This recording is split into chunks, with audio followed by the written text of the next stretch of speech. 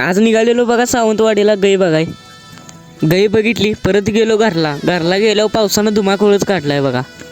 मग हे बघा गाडीवर झाड पडले. पाऊस कमी झाल्यावर बाहेर गेलो तर हे बघा झाड मुळातनं उपटून पडले. लय नुकसानी झाल्या माणसांची. ह्या घरावलं शेतच उडून गेलंय बघा. परत शेताकडे जाऊन बघतोय तर आंब्याची सगळी नुकसानी झालेली.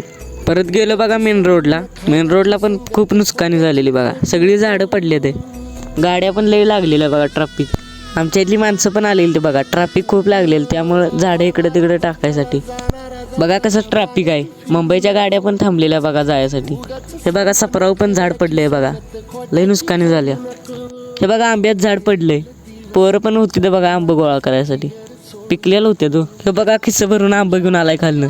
सगळ्यासनी आंबा आवडते तो. हे बघा राहुल दा आत शिरलाय. आंब्याचा मालक आहे म्हणल्यावर जायला लागते आंबा तोडाय. हे बघा सगळ्या रस्त्यावनी झाडं पडले. ते अडचण झाल्या हो सगळी. आली तर मग